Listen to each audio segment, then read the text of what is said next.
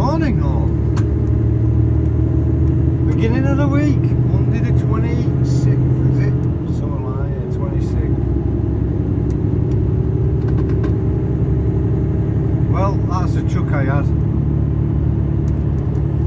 Thursday, Friday, that's just passed. Could have done with a wait with him. After 200 yards, cross the roundabout, second exit, A160, Humber. Well, it hasn't been a good start to the morning. I go to bed really late because I was watching Queen of Freedom doing a live and it's quite good. Second exit. So I went to bed late, get up dead early to do a job I got given at the weekend. We was going to Gateshead with an empty trailer. Trailer's in the yard, the text read. So I get there at 5:30. 5:30-ish, 5:45, whatever. Search high and low for this trailer. So I sent him a text hoping he was in bed, snoring. The fucker replied instantly, give me another job. So now we're going to Blackburn, where the Mech underlay. I've got big bags of other fucking chippings. In a new truck, I don't know what this piece of lard is like. Can't see it being as good as the one on Friday.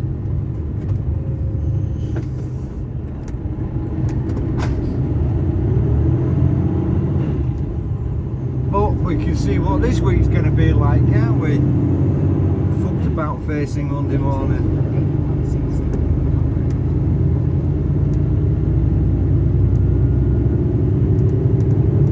Virtually the first one out of the yard this morning.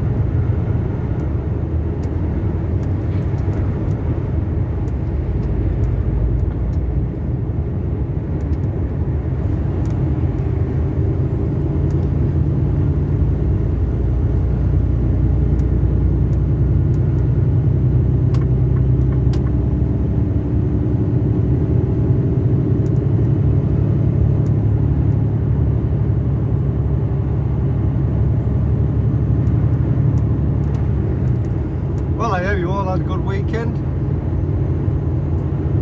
Saturday I didn't even do a thing.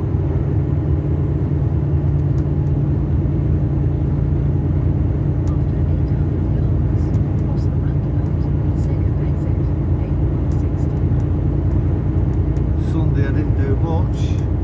Bit of shopping. I went to see Jez from Lawful Rebellion, who's back online.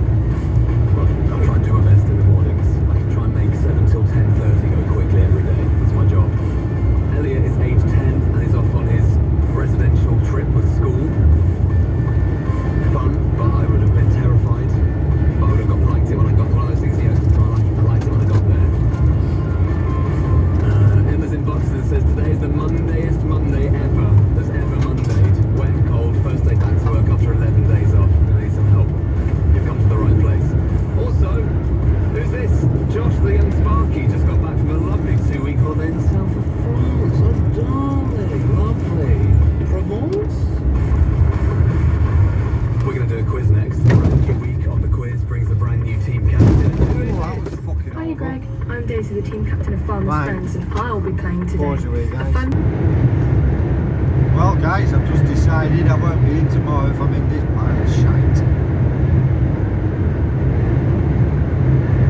Been about 10 minutes trying to overtake this fucker.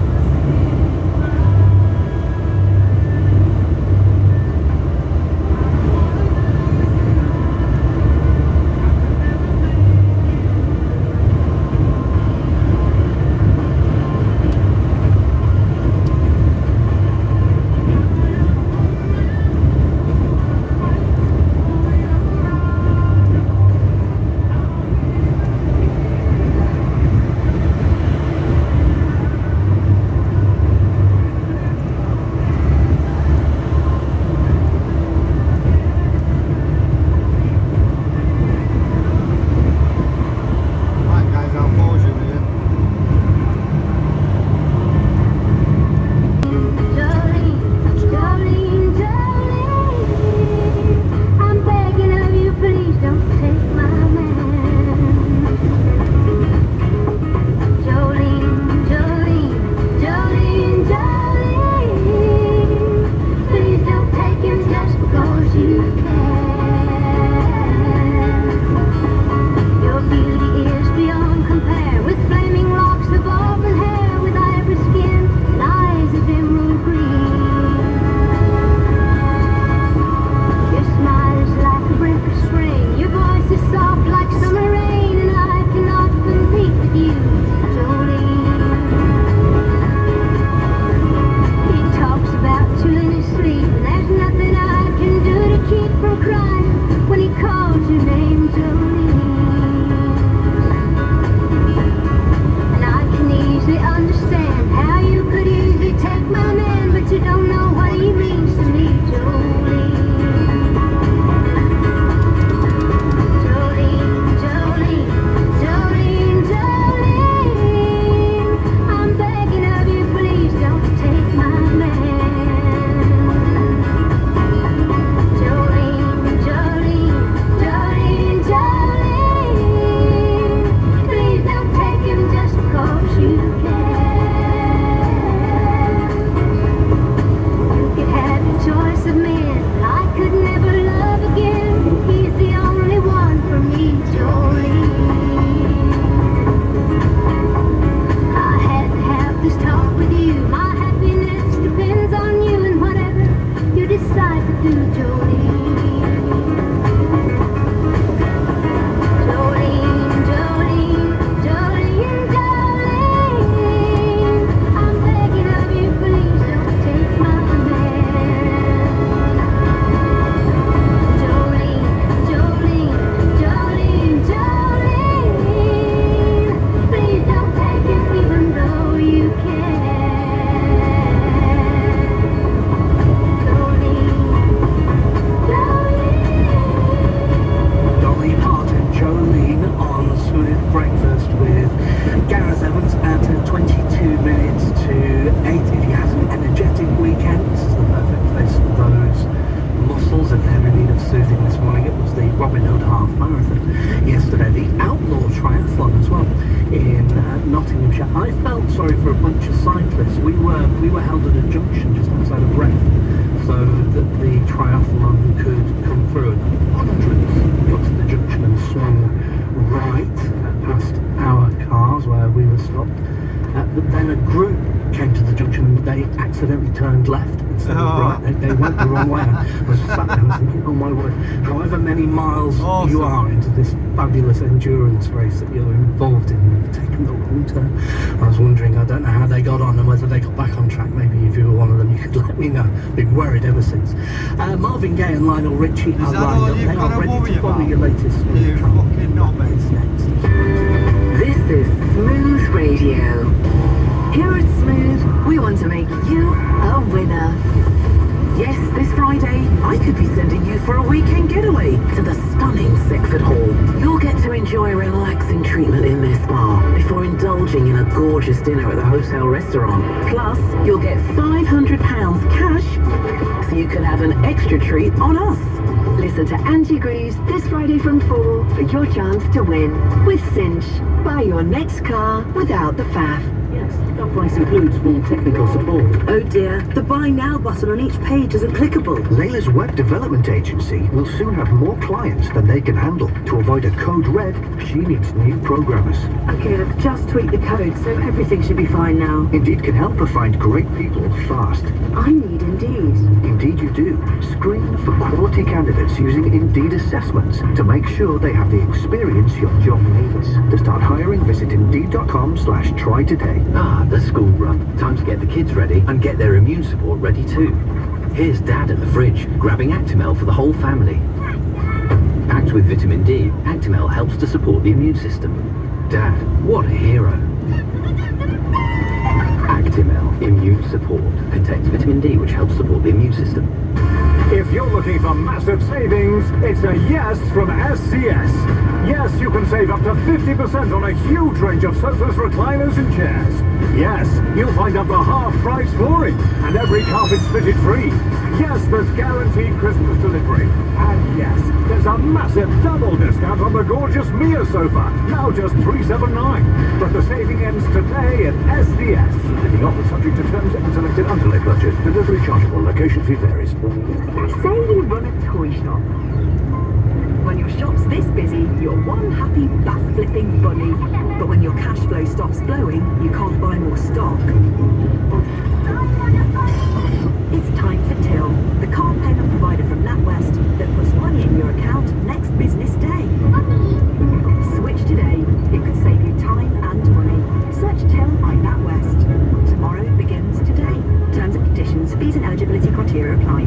From the development of radiotherapy to kickstarting chemotherapy, Cancer Research UK have helped pioneer the way we diagnose and treat cancer. And over the past 40 years, we've seen the chances of surviving cancer double in the UK. We've come so far, and we can go further. A third of our research is funded by gifts left in wills. Gifts that can change the future. To find out more, visit cruk.org/legacy. Downtown. Tuned into Smooth. Be inspired by the home style experts. This is Smooth, with the latest travel for the East Midlands next. A special shout out to everyone who's decided to stop smoking this October. Got a grateful morning, you have more to spend before you know it. The Jen and the kitchen crew from Pondering, whose late shifts will fly by when you want a bit more energy. You've got each other's backs. Yes, Amy, go on, Kev, you go smash it, Eddie. And there you legend, just amazing, don't you? This is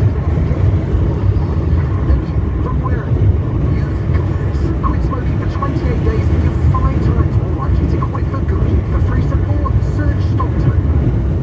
Smooth radio travel with Road Angel Halo Ultra, named which best buy dash camera in 2022. The on-southbound M1 just after junction 25 for Nottingham and Derby. Also really slow now through the Leicestershire stretch from Colville at 22 to Leicester at 21. The A50 Derby Southern bypass really slow heading out towards the M1. Also the A38 from Watch Island to Bingston interchange heading up to the M1 at 28 is slow. Usual queues into Nottingham, Leicester and Lincoln. Heavy on Derby's A38. Gas has gone off Eton the Island, edge. and then Marcheston Island and Kingsway Island slow too. It is 7:43. This is Smooth Radio playing on the game.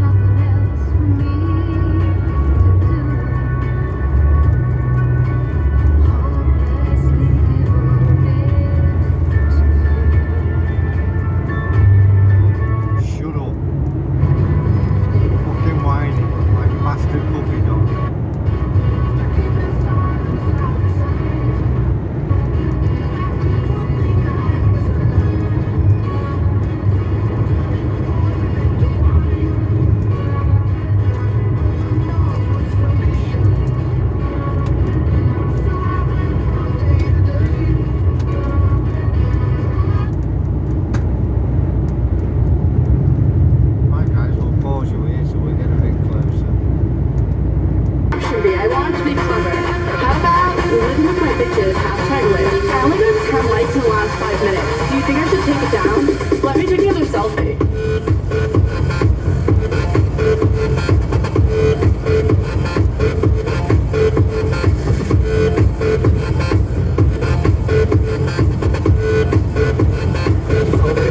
Let me take a selfie.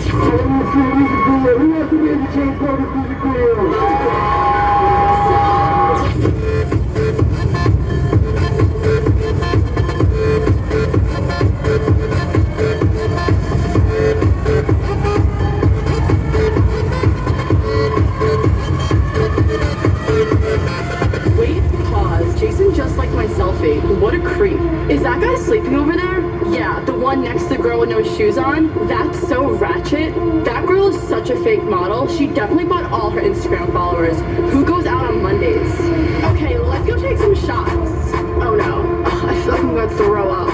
Oh wait, never mind, I'm fine. Let's go dance. There's no vodka at this table. Do you know anyone else here? Oh my god, Jason just texted me. Should I go home with him? I guess I took a good selfie. Selfie, selfie, selfie, selfie, selfie, selfie, selfie, selfie, selfie, selfie, selfie, selfie, selfie.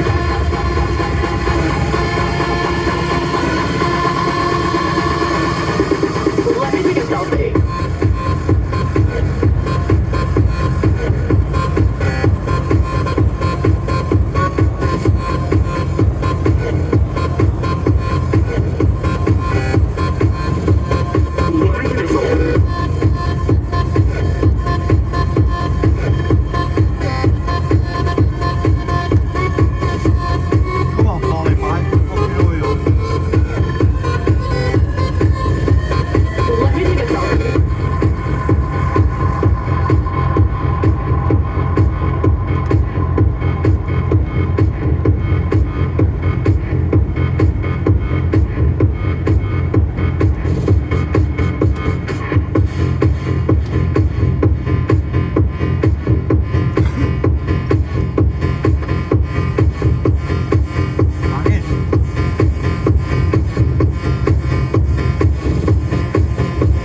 This is today's More Choice Radio, 95.3 FM.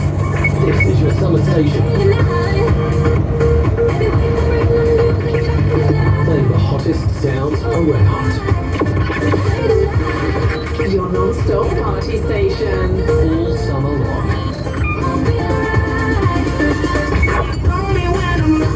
Today's best music. Your station, your music.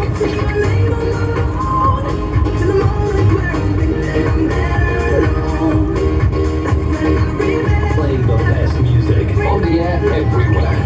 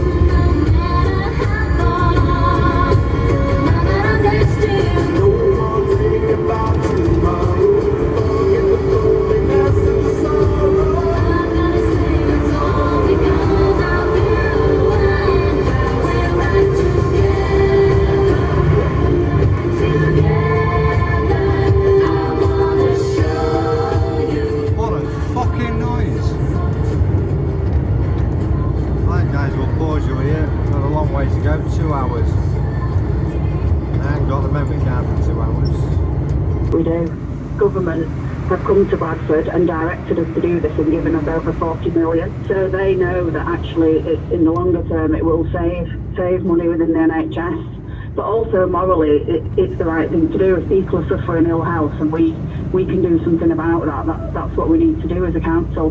We're the Highways Authority, and we leave ourselves liable if we don't do something about this pollution that a lot of our residents are suffering. It affects the most deprived populations in our district most, and actually nearly half of those people don't even have a vehicle.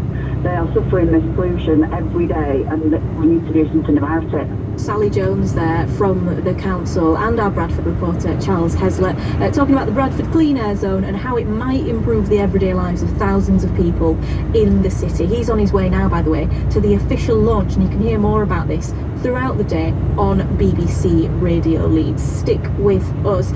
If you have an opinion on any of this, by the way, absolutely get in touch. MG Leeds on Twitter has said about Bradford Council, we need clean air, but if we pay £9 a day, the air quality doesn't matter. Other people getting in touch worried about taxis. Well, 92% of taxis are now compliant with the rules, so hopefully it won't make a huge difference. I'm saying this, without knowing. Get in touch if you live in Bradford and you have a view. Text me 81333, tweet me at BBC Leeds, and of course you can WhatsApp me 08000 321 333. It's Rena here with you through till 10 o'clock. The sound of West Yorkshire. West Yorkshire. Breakfasts with Rima. Just gone 8:20 then on this Monday morning. Katerina Christodoulou joins us. Good morning. What's the weather like? Morning. Well, feeling autumnal out there today pretty much for the rest of the week. Little fact for you, from today nights are longer than days, so we're definitely going into that gloomy season. Don't know how you feel about it. I'm sorry, I've just groaned out loud during your weather forecast. Didn't mean to do that. That's all right. I think a lot of people are feeling the same way really, but this morning we've had some lovely clear spells. We're going to notice it cloud over for a time, and then into this afternoon mainly I think we are going to get some lovely spells of sunshine through that broken cloud. A few showers out there today. It is going to be feeling quite windy and chilly. We're drawing a northwesterly airflow, and then those showers I think will linger for a time through this evening. Eventually they will clear away and we'll be left with some lengthy clear spells overnight, and our temperatures will fall to around 6 degrees, so a chilly start into our Tuesday morning. But I think Tuesday, a very similar day to today. There's going to be areas of clouds and bright or sunny spells from time to time.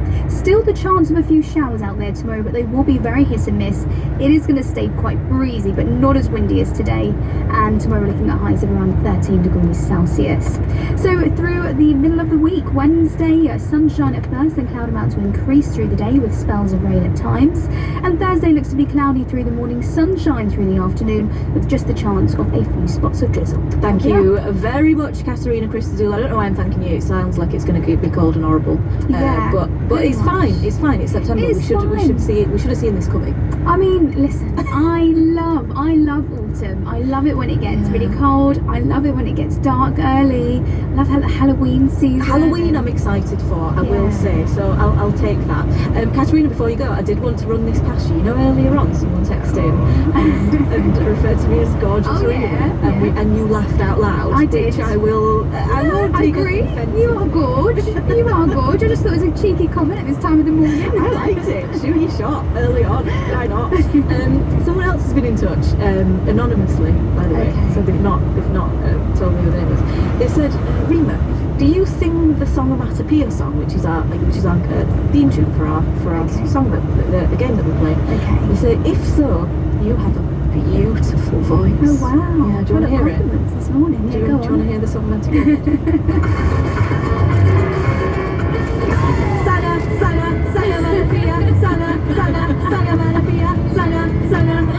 I'm not sure about beautiful voice, How dare you? Katerina Christodoulou, how dare I'm just going to be real with you. I think you got some fans out there this morning. Yeah, but like, listen to this bit. Put a lot into this. Yes, I'm telling it to you. Do you know that? Good effort. They're saying Rihanna's back, but have we needed her? Have we really needed her? This is time. Yes. Thank you very much to that texter, and also to Katerina Christodoulou, who's just absolutely slapping me back down in my place today. She's just loving it. She's just absolutely loving it. Coming up to 8:30 then on this Monday morning, if you would like to play along to Songomatopia, it's happening in about 10 minutes. Do not go anywhere. BBC Radio Leeds.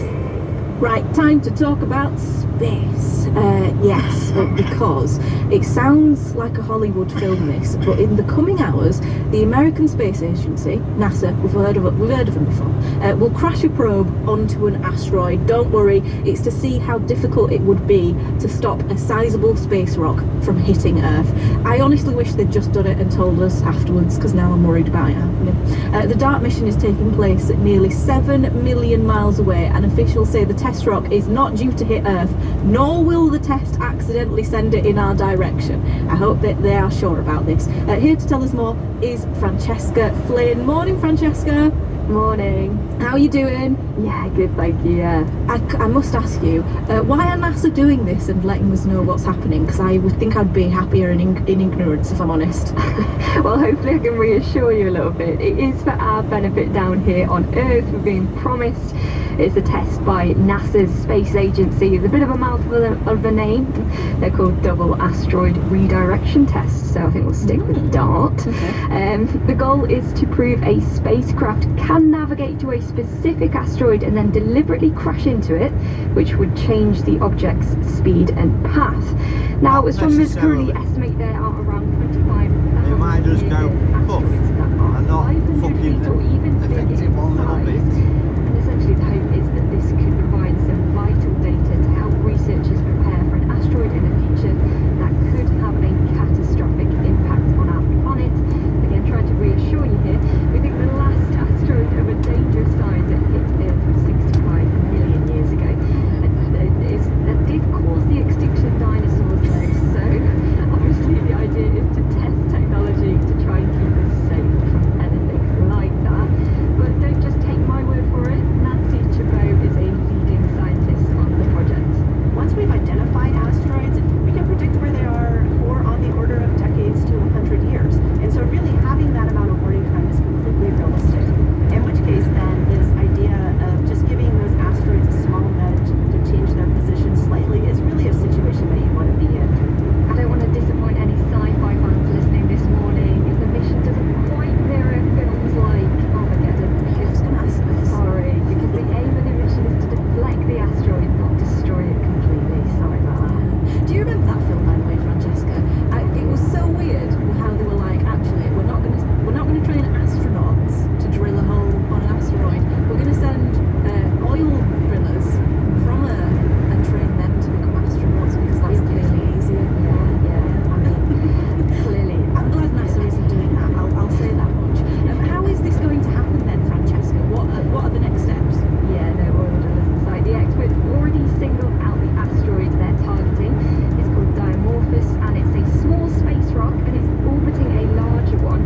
Small in space terms, of course, means around 525 feet wide, so that's around a football pitch and a half. And then basically, the robot spacecraft will strike Dimorphos at around 15,000 miles an hour. Then it'll give it a kick and redirect it. And scientists will, of course, be monitoring this from Earth using telescopes, and it will be filmed by onboard cameras, so we can actually watch it happening here on Earth just after midnight UK time.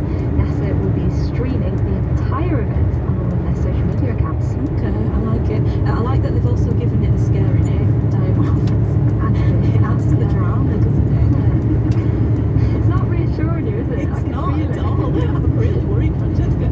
It's not the only space story in town, though, isn't it? Is it? There's loads going on in space. Yes, there really is. Well, there's trying to be anyway. It's another delay for NASA's Artemis moon rocket.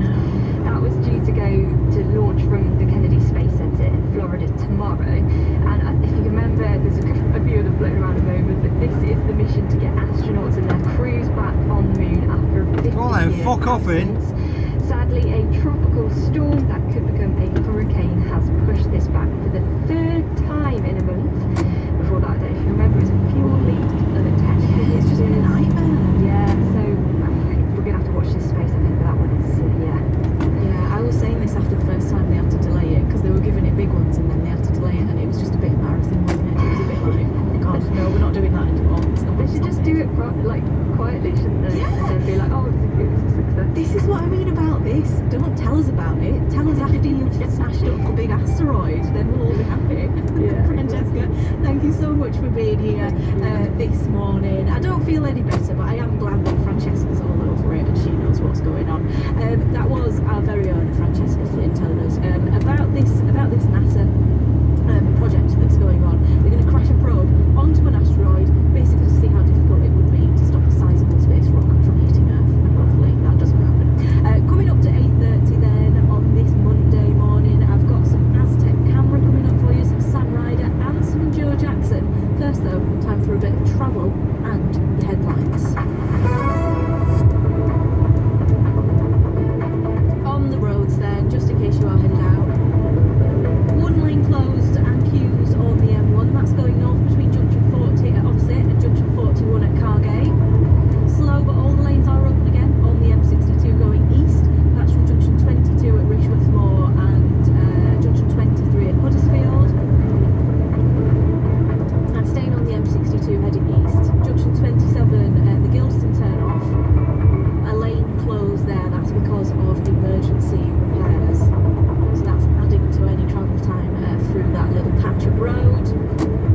Broadstone Way, that's closed from Knowles Lane to Landscove Avenue in Bradford. That's because of an investigation by the police. And finally, just looking at public transport, major disruption for most train operators. That's due to a strike that's happening on Saturday the 1st and the 8th of October. If you are planning to travel by train on either of those days, go and double check and try and change your plans is what I'd advise.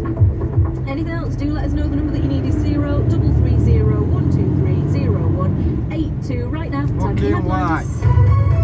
Yeah, fucking not, mate.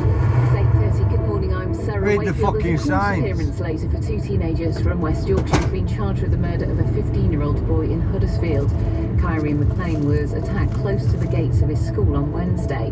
Any polluting vehicle which drives into Bradford will be charged under a new scheme to improve air quality. The Bradford Clean Air Zone starts today and affects lorries, trucks, vans and taxis, but not privately owned cars and motorbikes. There are concerns that the future of one of West Yorkshire's oldest surviving cinemas could be under threat because of plans to regenerate the area around it. The owner of the Rex Cinema in Ellen says the repurposing of a nearby car park will put customers off if it goes ahead.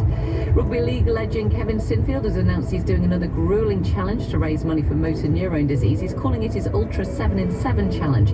He aims to run 7 ultra marathons, one a day for 7 days.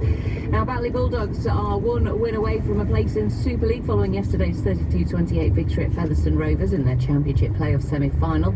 It means the Bulldogs will travel to Leaders Lee in this weekend's grand final, which is also dubbed the £1 Million game. Here's Batley coach Craig Lingard. Yeah, it's something that probably has not been seen before in the Championship in this, to this degree, I guess. You know, for these guys to do what they've done, and you said that a lot of these will be for 5:30, 6 o'clock in the morning for work. You know, this game then becomes secondary. You know, so for them to do what they've done continuously for the last couple of years, for me, it's been a phenomenal achievement. Really. As for Featherstone, they finished in second spot behind Lee and were huge favourites to at least reach the grand final. Here's assistant coach Ian Hardman. Right, the fact that this was a disappointing end for our season, it will be regarded as a failure because of it. So it's disappointing. I think everybody has done as much as they can do to try and be successful, but unfortunately we just weren't up to it when it counted today. On to football, and Gareth Southgate says his England side will need resilience to come through their current poor run of form. They take on Germany tonight at Wembley in the Nations League, having already been relegated from the top tier of the competition after the 1-0 defeat by Italy on Friday. Bradford City manager Mark Hughes was once again left questioning the standard of officiating after the Bantams 2-2 draw with Wimbledon on Saturday. City left it late in the day to rescue a point, with substitute Dane Oliver coming off the bench to notch his first goal for the club in added time. I just think we're not being helped out. Anybody's being helped by the threshold that the referees are working to at the moment. It seems like anything goes, if I'm honest. It's not the level of officialdom that I expect or think the game needs, because at the end people just get frustrated, and that includes fans and players alike.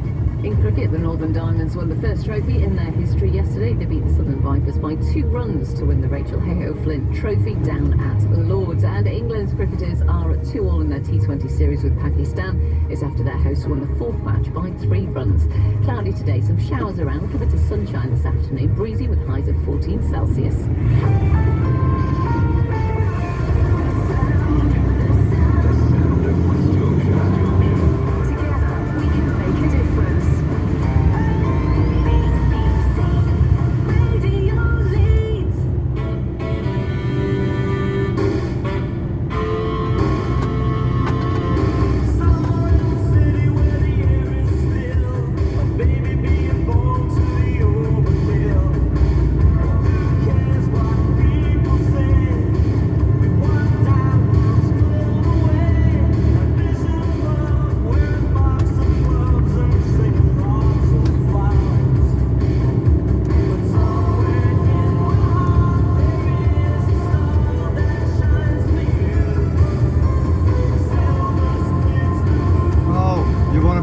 lane now, you fucking knobhead.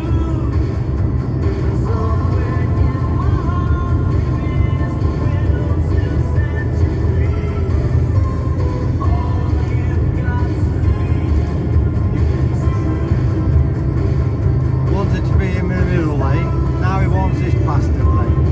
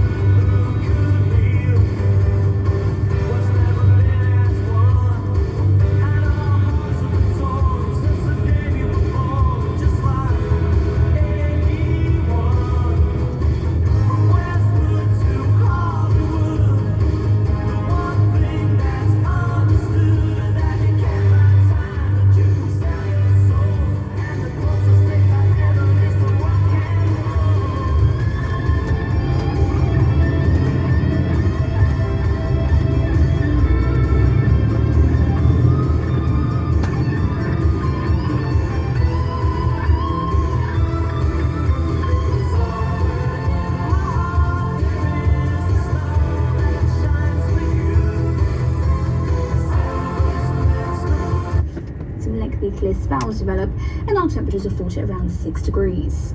So tomorrow, variable cloud with some bright or sunny spells through the day, the chance of a few showers. 6 degrees, that's fucking going to be chilly tonight. I woke up to a glowing fire this morning. And now for your inshore forecast, wind southwesterly, veering northwesterly 4 to 6. Sea states light or moderate, occasionally rough, weather rain, then squally showers, and visibility good, occasionally moderate. Now to your high tide time. Cat didn't move all night. 5:54 this afternoon. Grimsby at 7:12 tonight, Hull at 7:45 tonight, and lastly Gore at 8:49 tonight.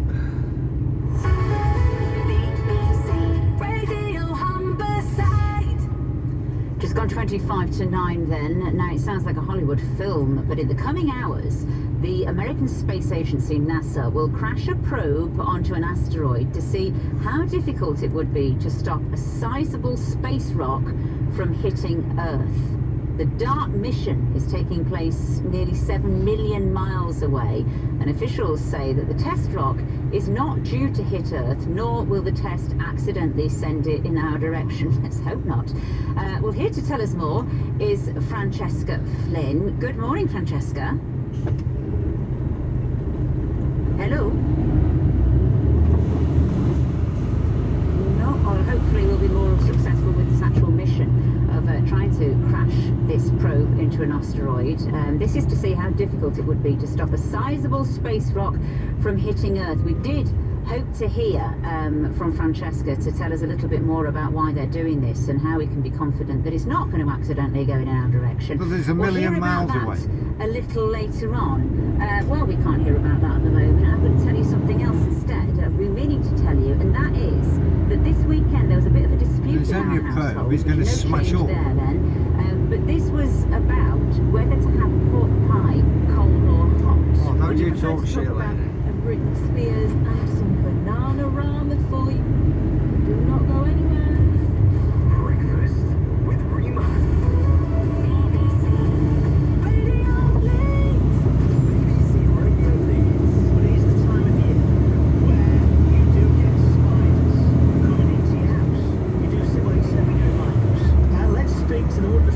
Duncan. So essentially we're going to have an invasion of amorous spiders. The fact of the matter is though, they're in our houses the whole year. The reason they're particularly visible at this time of year, and you alluded to this, is that the males have something in particular on their mind. They're looking for a female to mate with at this time of year. Richard Stead. Well, it has in my kitchen for these two. Well, I'm saying daddy long legs, but is that arguably a very incorrect term, because surely one of them's a mummy long legs.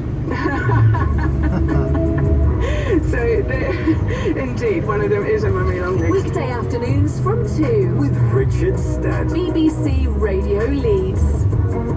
I love Richard Stead. I cannot bear any talk of spiders. My house is full of them at the moment and they are terrorising me and I need help. If anyone can give me some tips on how to not have spiders living in my house rent-free, that would be really helpful. Yeah, put some conkers around your house. Help me.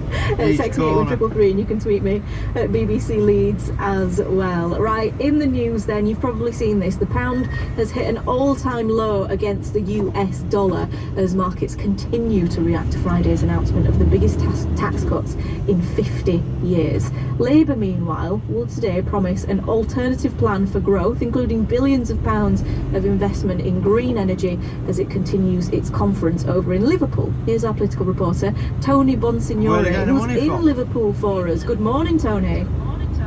Good morning, Reba. How are you? I'm really well. Oh gosh, don't even ask about the spiders, Tony. I'm beside myself. Tony, you are here to talk to us about politics, but what is happening to the pound and why? Well, what's happening to the pound is overnight in trading on Asian markets, the pound hit its lowest ever level against the dollar. So it was at one point under $1.04. Markets have opened here now. About 40 minutes ago, and it's recovered slightly. It's about $1.07, but still massively down to where we were just a few days ago. Now, that takes us on to a couple of questions. One is, why is this happening? Partly it's about the strength of the dollar, which I won't go into in much detail, but part of it is about nervousness, about what we heard on Friday, those massive tax cuts, the huge amounts of extra borrowing the government's going to take on, the hints over the weekend that there might be even more tax cuts to come. And then obviously that leads on to, well, why should we care about this? Well, we'll care about this because it's going to affect the price of imports. We'll see it at the supermarket till. We'll see it. Well, this smake on her face will fuck it up even more, won't she? And then the other thing that's happening here, not to alarm you too much on a Monday morning, but government borrowing costs have gone up massively this morning, 20% in some cases. And that means if it's going to cost the government more to borrow money, then that might mean potentially less money for public services. So there'll be a lot of nervousness today in Downing Street, about what's happening right now, and they'll be hoping desperately that things stabilise. Of course, lots of interest in it here in Liverpool too. Absolutely, that's why you're there. Labour today also planning to focus on the economy. What are they going to say, Tony? Yeah, and I've just been listening to a bit of Rachel Reeves. So she's the star turner here today. She's the Shadow Chancellor. She'll be giving the big speech. Big focus on the economy today. I mean, the plan is always been for Labour today to talk about green energy and their alternative plan for growth. They say they're going to set green energy. What you could do is put on every fucking block a fucking windmill. Factories and cleaner steel plants and the like. Vertical windmill. That could just generate a fucking street or two. Concerning that. You give us 5G fucking mass, why can't you give us some of them? By talking about or hinting that there are even more tax cuts. Or let the fucking residents buy their own. They all see this as an opportunity. Own little fucking area. The story has been for the Tories that you can't trust Labour with the economy. They're reckless, they spend too much. Labour see this as the chance. Plenty of room for two down our passage. No one uses it, it's a dumping ground. It's really interesting, isn't it? Because the whole thing with the economy is that's what the Tories have said for years and years, and now, like you say, Labour is really jumping on that. What's the mood like in Liverpool then? Is there a sense of everyone coming together and thinking that they might jump on this moment? Well, I was out and about yesterday meeting some supporters and a few MPs as well. Look, I think they feel that there's a massive opportunity here. I mean, there's a confidence that they haven't had in a while. There is, I think, privately, they said it to me yesterday, they think they will be the next government, whether it's a minority or a majority government, that they are on course for that.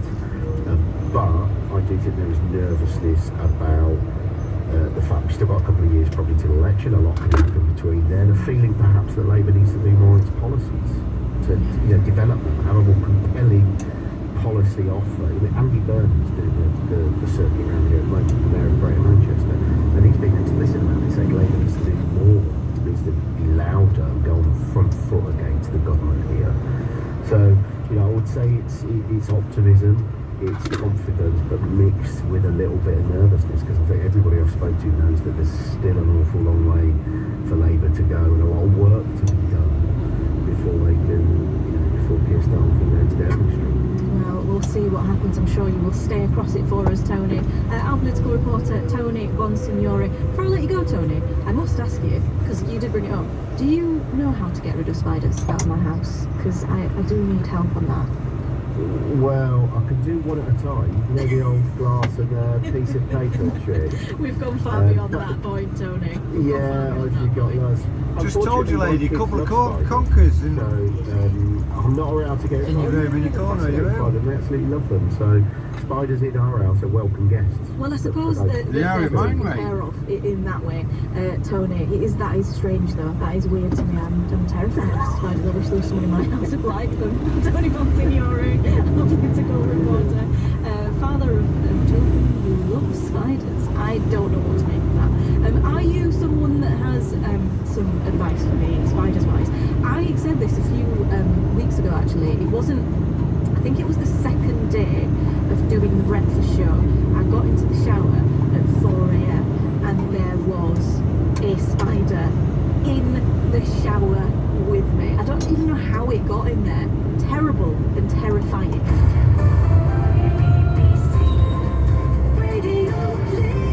Right, lots to come then. Songomatopia is a go on the other side of Sam Ryder.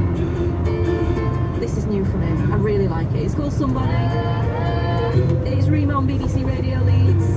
Bringing you loads of tunes up until 10. You bring me summer every week, like a rooftop in LA. When it heats up in the evening, you cool me up like lemonade. Don't change it like me, 'cause you're perfect in every way. Baby, you gotta love this world beating. Running, I need you, can't wait. You baby, kind of coffee in my coffee. Like as soon as I lie me. Oh, hey, baby, 'cause we all need somebody. Even lonely hearts need somebody. So let's find us up, need somebody. Give it away. Tell you got somebody. Never know that you got somebody.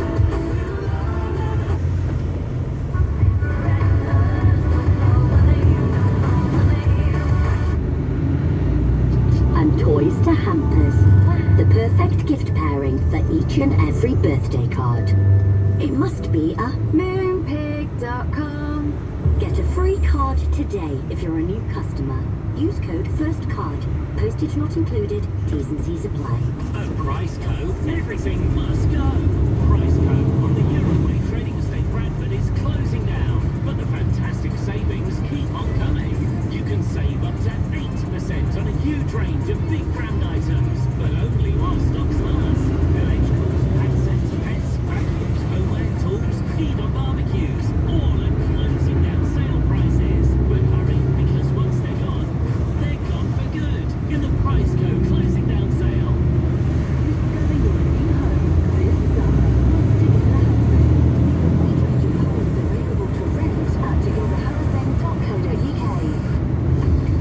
The latest travel news next. Half one. Find the car that's right for you in a few clicks with the Mercedes-Benz online showroom. Compare all available cars from SUVs to Camrys and all electric cars to plug-in hybrids. See all the latest retail offers in one place. And get an instant guaranteed part exchange valuation on your current vehicle. Sensationally simple. Search Mercedes-Benz online showroom and buy online today. T's and C's apply. Travel updates, 8:48. This is Milo and Rosie and on the roads. Thank you to everyone that's letting us know. Chain Bar roundabout.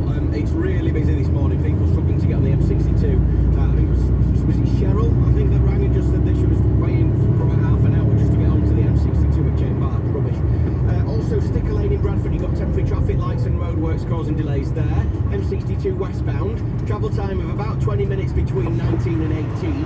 And also the M1 northbound. Lane 1 of 4. It's still closed. There's a lane out on the entry slip road as well, due to a separate broken down vehicle junction 40 between 40 and 41. There's a broken down crane. With Northern Trains, ditch the traffic and whiz into work with a season ticket.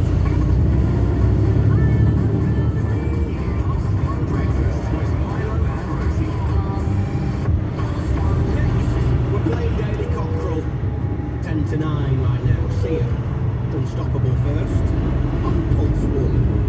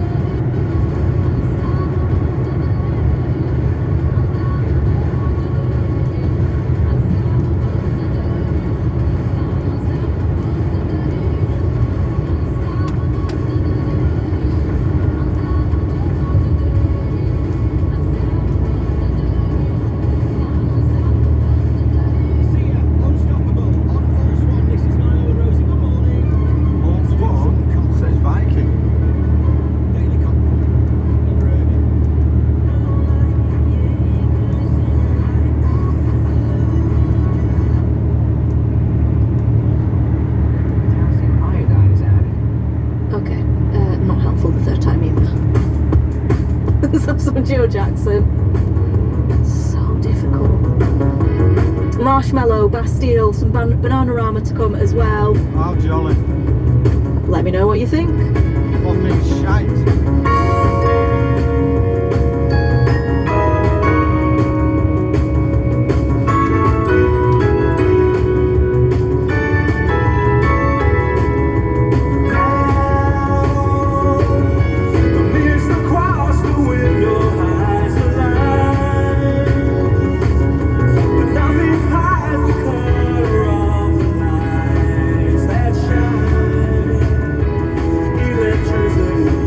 So fine.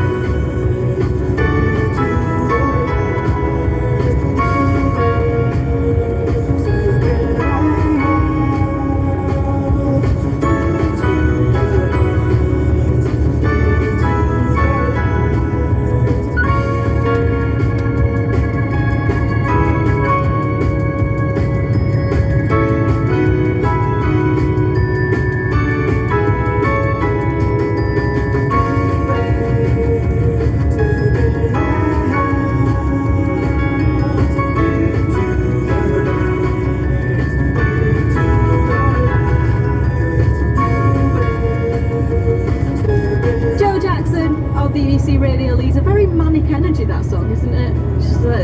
It sets me on edge a bit. Like it though.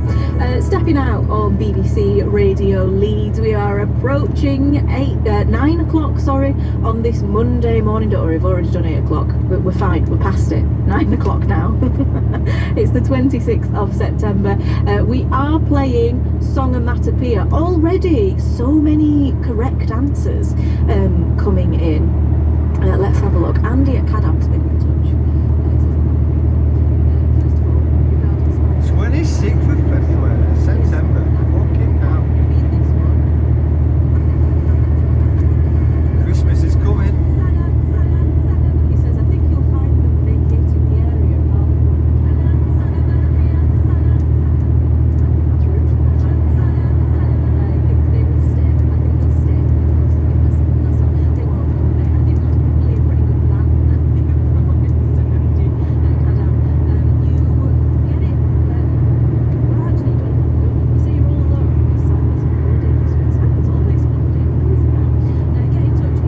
This is a steep hill.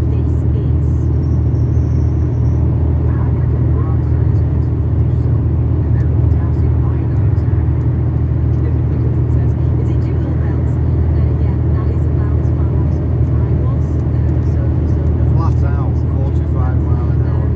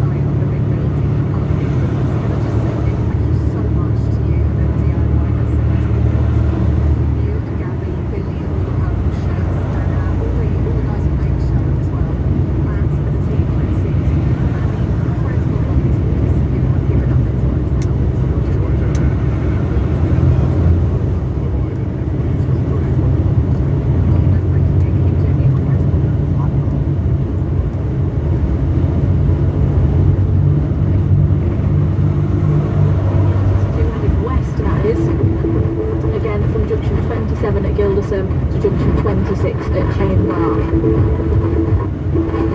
Over in Castleford, an accident has been reported on Bridge Street. That's going north, which means it's slow at Lock Lane. And elsewhere, an investigation by the police has closed Broadstone Way in Bradford. That's from Knowles Lane to Lambs Cove Avenue. Finally, looking at the public transport network, major disruption on the trains. That's due to a strike that's happening on Saturday the 1st and Saturday the 8th of October. 2 different strike dates there. If you were planning to travel on either of those days by train, I mean, frankly, it's probably not going to happen. Check before you travel. Make alternative arrangements, I would advise. Anything else, do let me know. The number that you need is 0330 123 0182. The sound of West Yorkshire. Together, we can make a difference. BBC Radio Leeds. I wake up, stare and find myself again. Hate to make up, and a little lost. These reactions are relentless, abandoning the permafrost. Who am I fooling with? I gotta live. I did some point them only to exist. I lost my place in life. I lost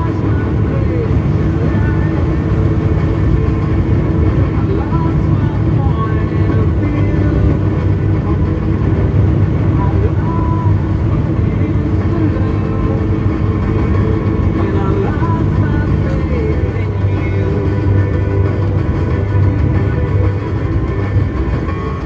I walk out of my masterpiece to the nothingness. Everything smells like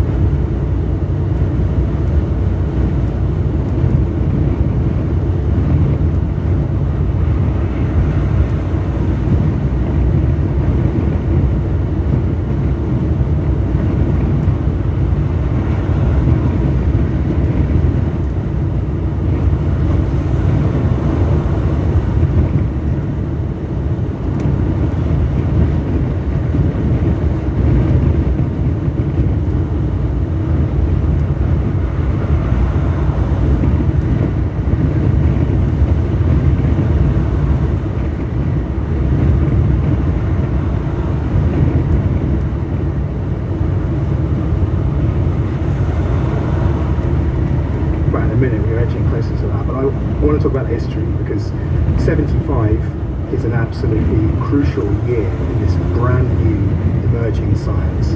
First genetic transgenic experiments have been done, and then all of the genetic scientists on Earth call a moratorium. They stop all their work and they go to California and they meet up to work out the future of biology. Yeah, this is a very famous meeting that took place in Asilomar, which is a place on the Pacific coast, and it's an old YMCA hostel, but it's used for academic retreats. And so they went along there, 200 people, mainly from America, but from Europe and from the Soviet Union as well. And they're there to discuss really a very technical question. So scientists love Asilomar because it was when they took control and they took the danger of this new science seriously. But what they were trying to do was not to say, should we be doing this, but to say, how can we do it safely? And they came up with very precise safety criteria under which they were all confident that the processes could take place without any danger. And that turned out to be right. And so there was a great deal of debate and argument, but by the end of the decade, genetic engineering companies were making millions and millions on the stock exchange because they could show that they could produce new drugs like real human insulin in a genetically engineered microbe. And the could do it quite safely. So straight out of the gate, from 75 onwards, or 73 onwards really, but after the Asilomar conference, you've got this enormous explosion in basic science and our ability to manipulate DNA. But as you just mentioned, the birth of a new type of company, which has come to be one of the dominant industries on Earth. Yeah, I mean, it is quite astonishing, quite how influential these companies have been in terms of creating. I mean, Genentech, which was the first big one, that went on the Wall Street before Apple did, and the two companies were set up on the same day in Silicon Valley. So it's part of that whole ethos that emerged in the USA in the mid-70s. And genetic engineering has very close connections with many of the more libertarian ideas that are still around at that time.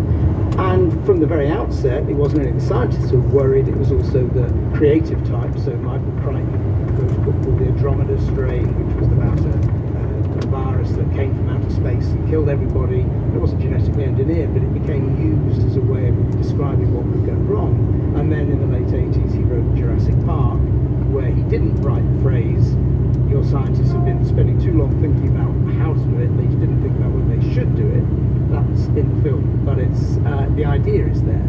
So it's the dangers were explored by culture. Genetic engineering has just become normalised in our cultural conversations. But that we're talking about fiction here, but of course there are still ideas, and you talk about this in the book, very powerful ideas such as resurrection species. And I want a one-word answer to this, just so we can just so we can put this to bed. Mammoths, are we going to de-extinct them? No. Correct, so let's move on. I mean, it's a fantasy, right? It's a technical impossibility. It's hard to know where to start. We don't even know how many millions of base pair differences there were between a mammoth and an Asian elephant, which is probably one place you could try and do the genetic changes. So, it's just not going to happen. But there is a serious aspect to this. We've entered an era with new techniques in genetic engineering, particularly this new one that's emerged in the last 10 years called CRISPR, where we are capable of genetically altering children, babies, embryos, and that indeed has happened in the last 4 years. Yes, that happened in 2018 and caused an enormous scandal. The Chinese doctor who did it, He Jiankui, believed he was going to get a Nobel Prize for this, and what it revealed was that this new technique, which is often talked about as a pair of molecular scissors, and so it gives the impression you're doing something incredibly precise, but in fact his experiment went horribly wrong, and he mutated, at the time we thought 2, but in fact turns out to be now 3 perfectly normal, perfectly healthy girls, nothing wrong with them at all, and he changed them in ways that we have never seen in any other human being. Not all their cells have been affected, and it's hard to know quite how awful it was. And one of the reasons it went wrong is it turns out now it's widely accepted that CRISPR is not quite such a marvellous set of scissors as it might appear. And whilst it's great for working in the lab, where if it goes wrong, it doesn't really matter, but if you're doing that in a human being, you've got to be incredibly careful. Alison, we've talked about Thomas, we've talked about Julian, we brushed over Aldous, but this is very squarely in Brave New World territory. It's absolutely his world, and I think that one of the fascinating things about the Huxleys is that it's a family of writers and a family of biologists, and they're all imagining strange new vistas, especially around questions of reproduction, and they're fascinated with Genesis, and they fictionalized it, as many did in that, especially in that interwar era. Aldous Huxley's Brave New World is 1932. Julian Huxley always wanted to write science fiction as well as his brother did, but he never quite could. But one of the things he did publish, Julian Huxley, was a strange kind of third-rate science fiction piece called The Tissue Culture King. And he was an experimental physiologist, and he was fascinated in the 1920s and 30s with tissue culture and how we might create new hybrid beings out of matching cells. And so there's early cell line work there, and so the fictional and science come together really very, very closely through the 20th century. Okay, I'm going to have to wrap things up, but But we've covered, almost 200 years of the most astonishing families and generations and science. But broadly, we're really talking about how science interacts with society. And so I want to ask all of you, in turn, Alison first, who puts the brakes on? How do we decide what we should do rather than what we can do? The big question. So we might think that in the past scientists didn't imagine their work separate from society, but I think that itself is a great myth. I think most scientists over the last 200 years have always thought through this deep question, and I think the state, the people, should be there to regulate much of this, and wise discussion over these matters is obviously entirely essential. Deborah, you work much closer to the cutting edge. You're actually dealing with people in clinics in these studies. How do you make decisions about what science you do, what experiments you conduct? Second exit. Through discussion, and we're observing, and there I think the decisions are around ensuring the participants, the population, understand how the respect we treat their data with, and it isn't given out. Anybody who wants to come and see how we manage the data, and whether, for example, I think genetics caused a real scare. People were thinking we were going to sell their genotype, that things could be done with it. I'm in a study also like this, and UK Biobank, they've got my genetic data, but nobody could find me in that and find anything from it. So I think it goes back to honest discussion and ensuring people are aware of what we're doing with the data that's being collected. And finally, Matthew, you work as both a scientist and a historian. Many of the tales in your book are shocking, they're scary, some of them are fiction, some of them are real and utterly terrifying. So how do we protect ourselves or inoculate ourselves about repeating the mistakes of the past? Well, I think the first thing is that scientists need to take this very seriously, and they do. And 4 times genetics has called a halt to research that it has been concerned about. So first in 1972 and most recently in 2019 after the He-Joon-Key experiment, and said we must stop doing this. But of course that's not enough. You need to involve the public, and that can cause difficulties. There are studies at the moment discussing how we could potentially eradicate malaria in certain parts of Africa by introducing genetically modified mosquitoes. But how do you obtain real informed consent from a local community if they don't have a word for gene and many of the population are illiterate? So one of the ways that the scientists have done is to go into the villages and use theatre to try and explain what they're going to do. But even then you get problems, because when journalists go and talk to the local community, they've got the scientists have got the agreement of the leaders, and you talk to the women who are out around the washing area, and they say, well, nobody talked to us, nobody's going to listen to us. So it's very, very difficult, I think, but it's an obligation to ensure that these things, if they're done, are done as safely as possible. Well, we'll end there. It's a very Huxleyan idea, I think, that science by the people and for the people. So it just remains for me to thank all of my guests, all 3 of them professors. That's Deborah Lawler, one of the co-founders of the Born in Bradford cohort study. Matthew Cobb, you've just been hearing from. His book, The Genetic Age, is out now. And the science historian Alison Bashford, with her story of the Huxley family, An Intimate History of Evolution. That's published later this week. Many thanks to Emma Harth and Donald MacDonald for recording the programme, and for the audience here at the National Science and Media Museum in Bradford. Next week, Kirsty Walk will be anatomising our parliamentary democracy. But for now, from Bradford, thank you and goodbye.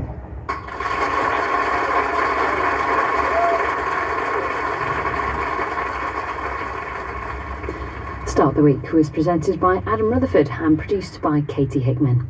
If you'd like to listen to previous episodes of the programme, they're available on BBC Sounds. Hello, I'm Miles Jupp. BBC Radio 4's new magazine programme. I'm doing a campaign for this sort of dairy allergy awareness month.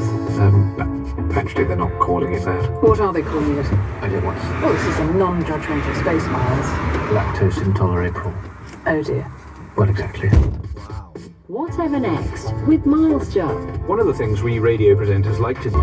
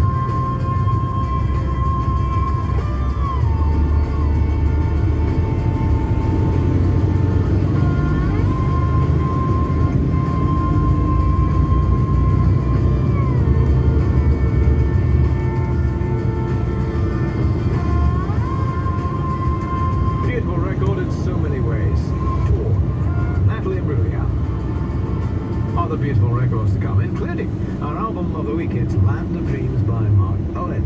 Then, the record of the week, it may not be in that order exactly, Simple Minds, First You Jump. And of course, there's the tracks of my years, two tracks chosen, difficult to say, by broadcaster, author, podcaster, Gabby Logan. Stay tuned for all of that. Radio 2, BBC Sounds app, smart speaker, and 88 to 91 FM.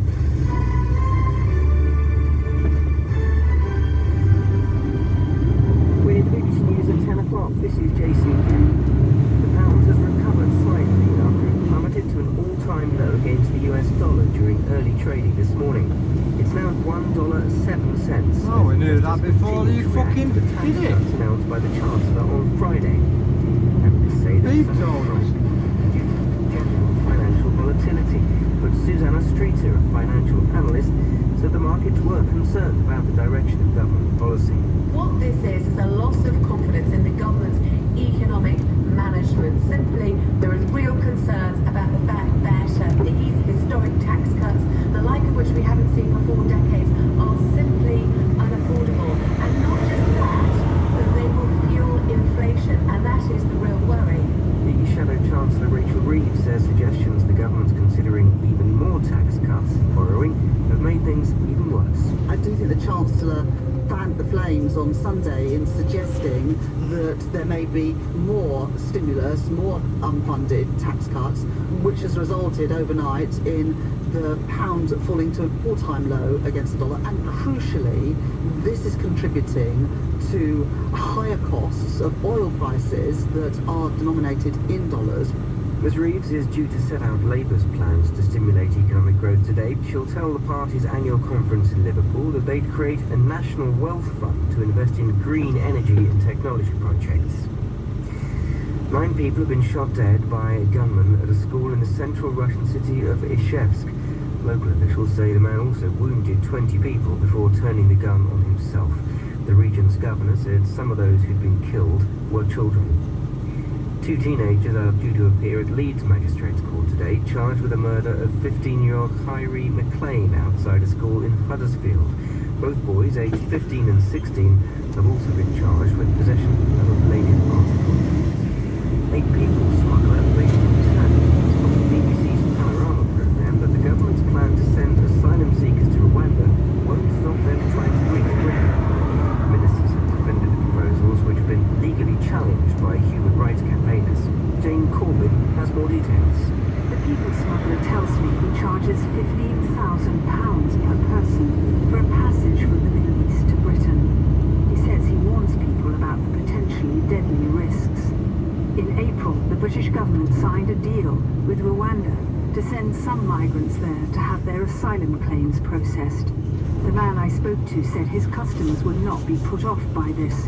He said, if they're not afraid of death, they won't be afraid of going to Rwanda.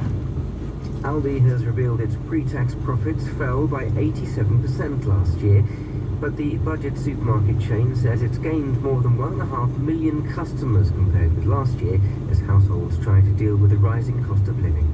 And that's the BBC News at 3 minutes past 10.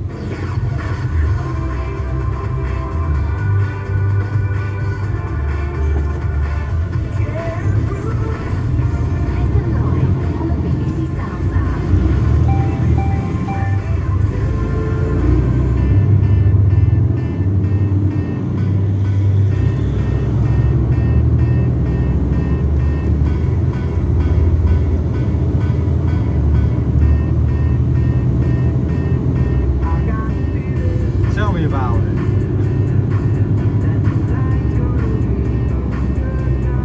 Do you reckon?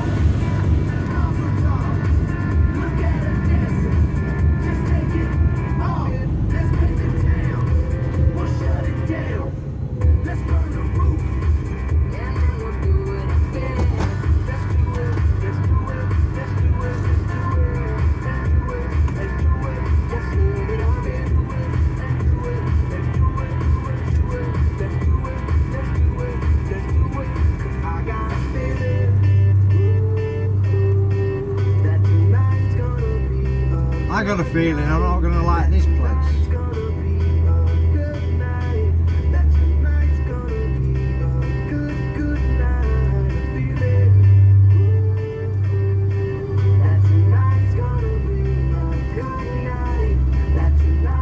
It will be.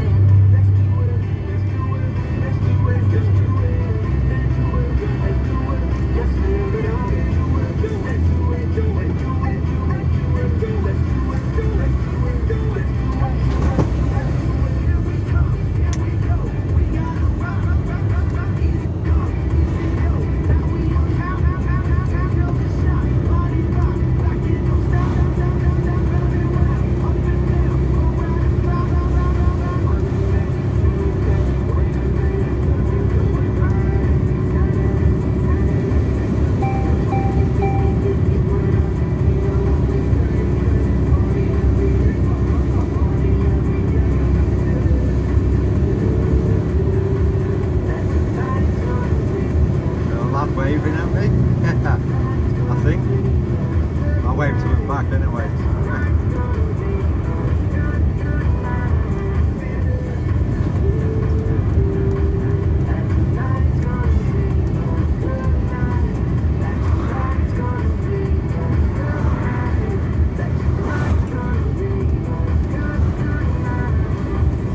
Black Eyed Peas.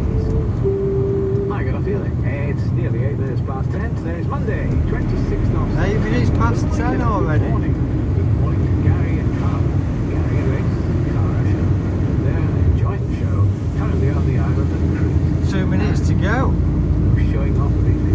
We have a private swim across the ocean. Yeah. You mean some rope hanging there. Yeah, okay, good. It's great fun, I have to say. Unfortunately, due to inappropriate swimwear, I have some chafing rope burns to show for. However, it always comes with pleasure. I know. Listen to some of this. Excuse me, can we talk? No swearing, no insult. Look at all the mess we made. To do it both of us. These big words, I'm sorry. Right now we've got a barricade, wall to wall. We used to live and love, and now the barricades cover it up.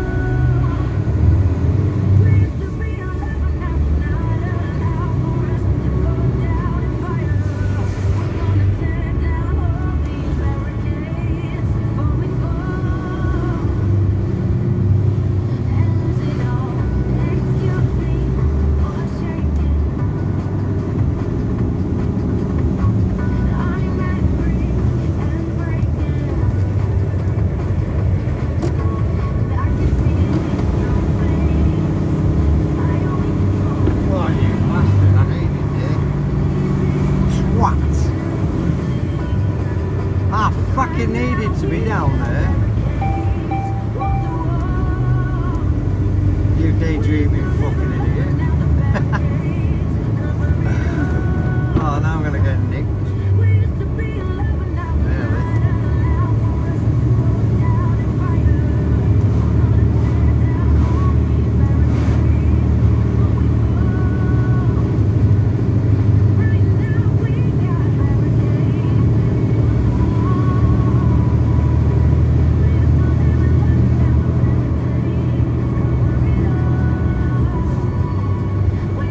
After 300 yards, go around the roundabout, third exit, A674, Preston Old Road.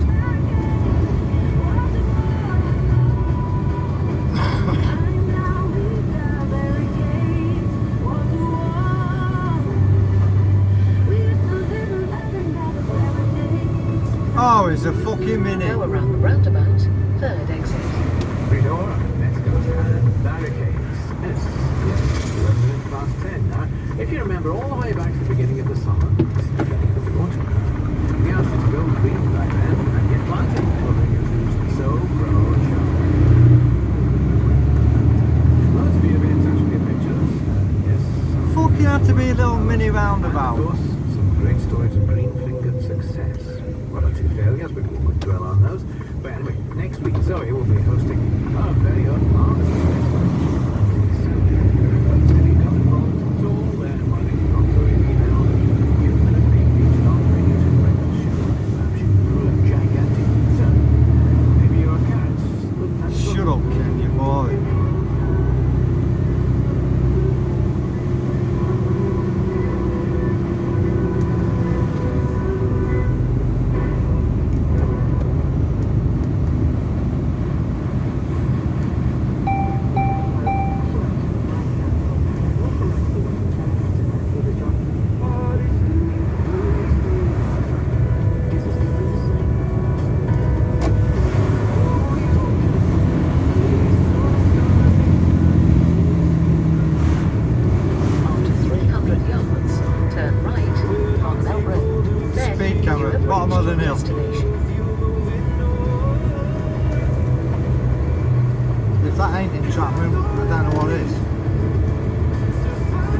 there I want, in there.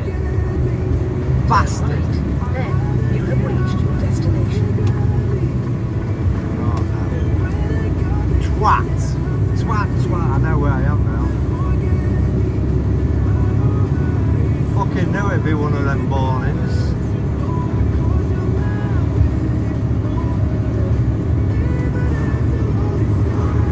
Oh well, little detour. No rush. Got all day.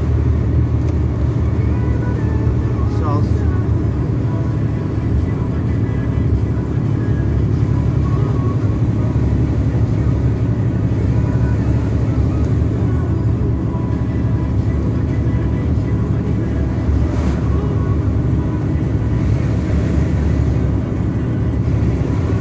Fucking quite a while since I've been here.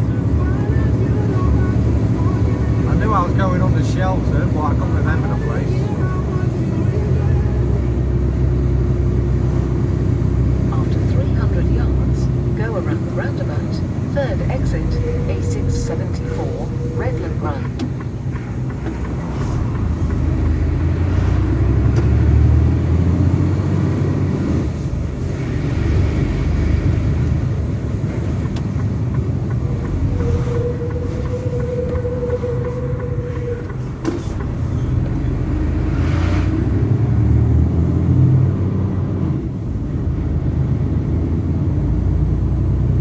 Go around the roundabout. Third exit, A674, Redland Run. Oh, this ain't happening. That ain't happening. That wasn't going to happen with them silly little bollards there. Ah. The joys.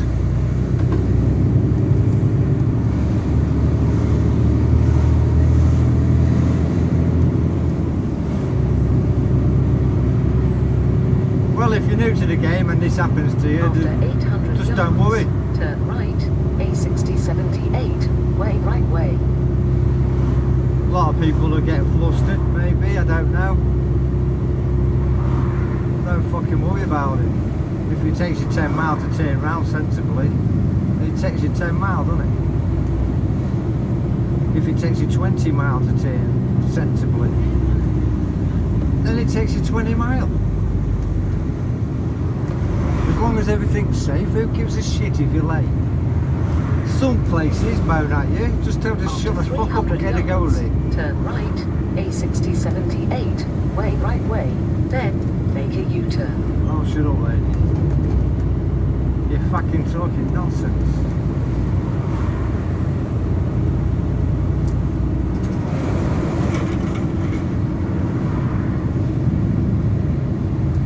Turn right, then make a U-turn. You twat.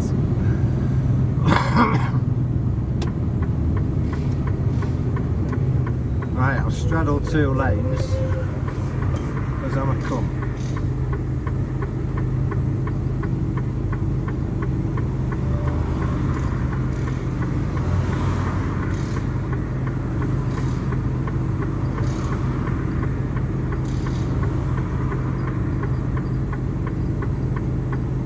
And there's always one that has to squeeze in at the side of you.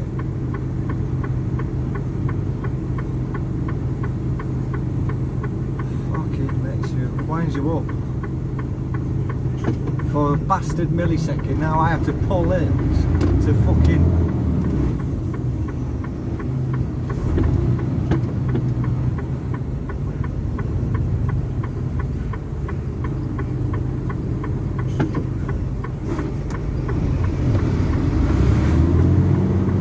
typical Porsche driver.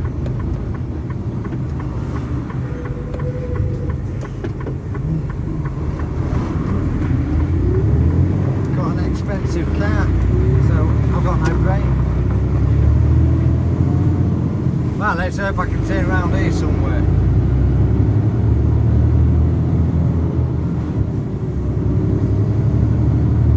If not, After 200 yards, make a U-turn, then turn left.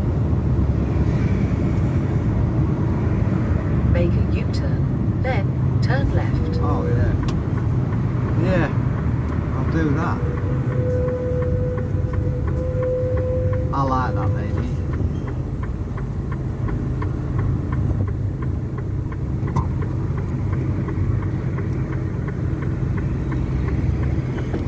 That's a bad position in the camera.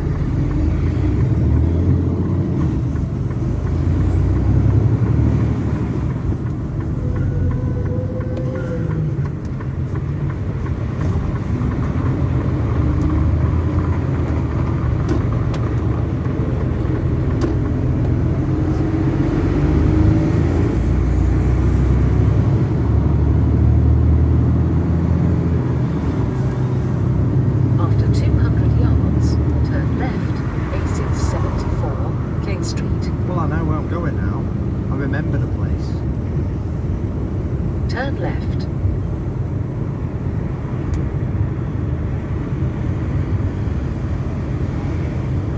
Normally a quickish tip at this place, so I'm not really fussed.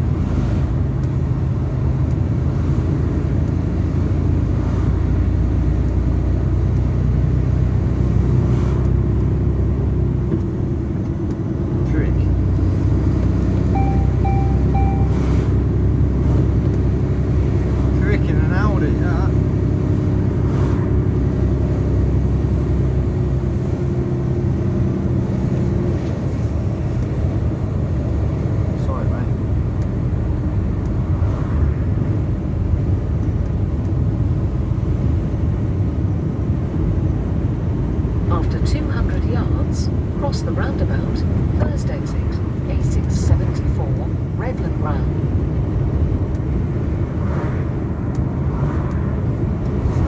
Cross the roundabout, first exit. Come on, come on. One bucket.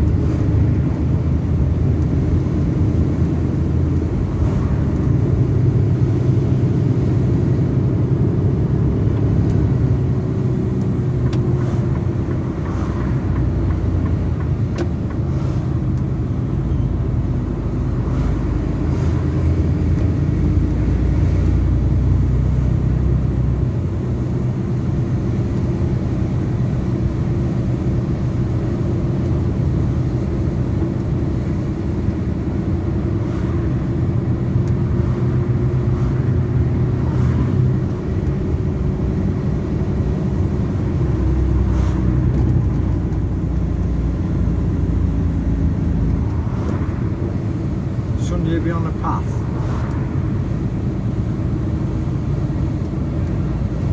Fucking lorry overtaking a fucking mobility scooter.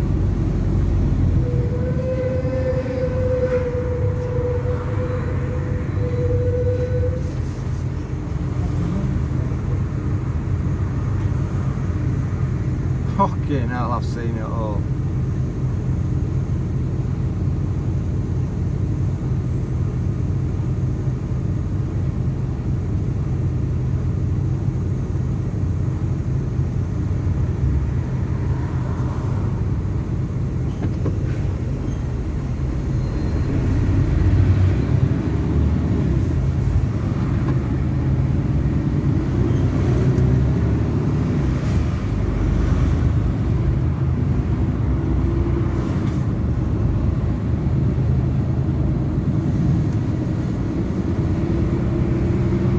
After 200 yards, turn left, Carmel Road. Then you have reached your destination.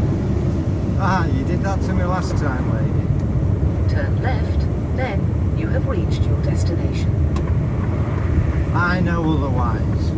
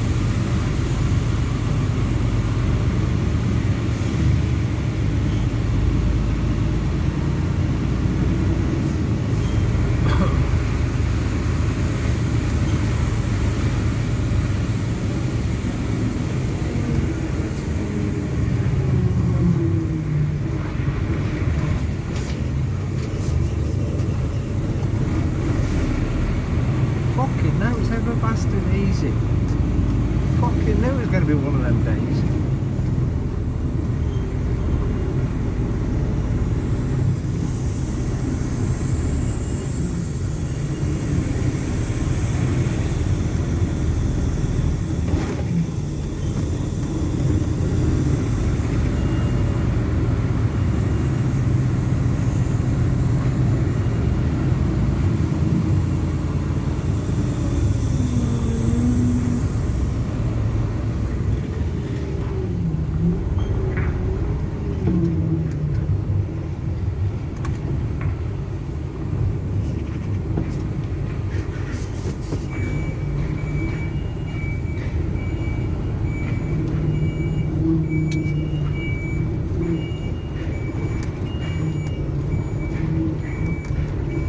Just fucking know it when you get up in the morning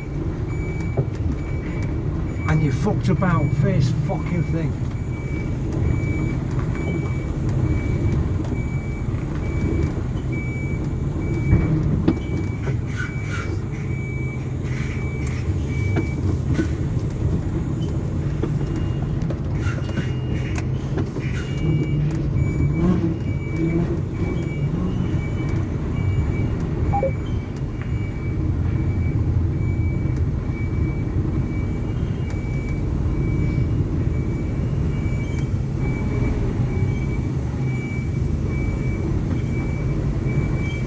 Get that fucking noise off.